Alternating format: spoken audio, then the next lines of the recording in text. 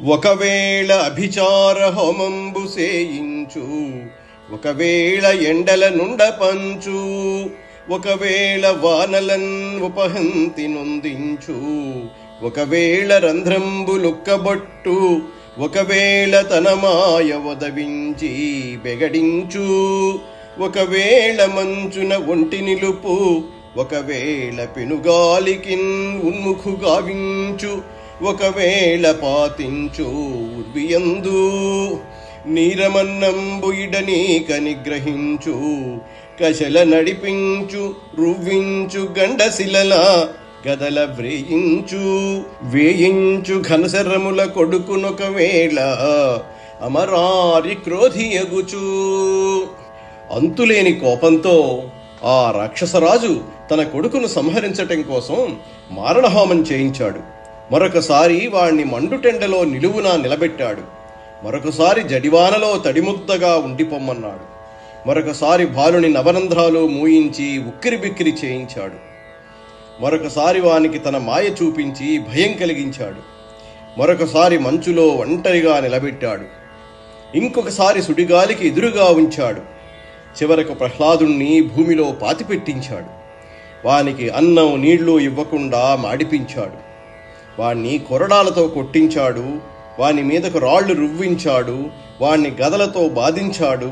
వాడి బాణాలు వాడి మీదకు వేయించాడు. కోపంతో ఒళ్ళు తెలియని క్రూర దానవుడు కొడుకుపై చేయరాని ఘోరాలన్నీ చేయించాడు. ఇంకా అనేక మారణోపాయాలతో ఏ పాపం ఎరుగని ఆ పసివాణ్ణి చంపాలని చూశాడు.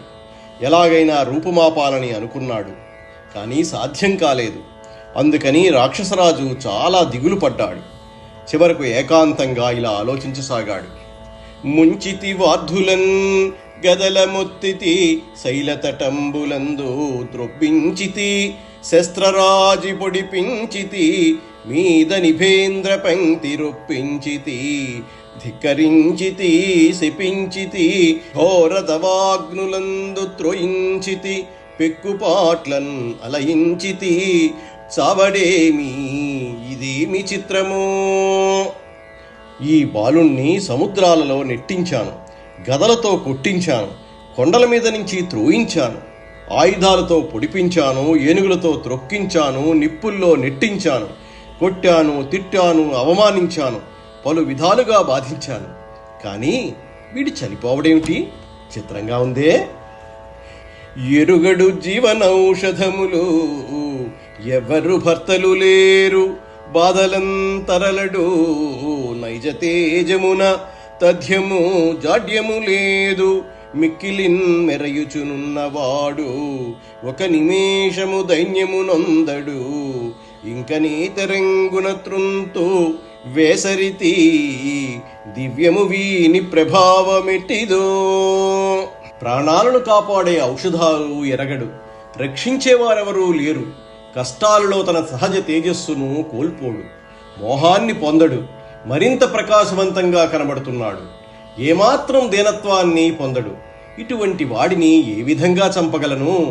వీడి అసాధారణ సామర్థ్యమేమిటో కానీ ఆయాసం విసుగు కలుగుతున్నాయి.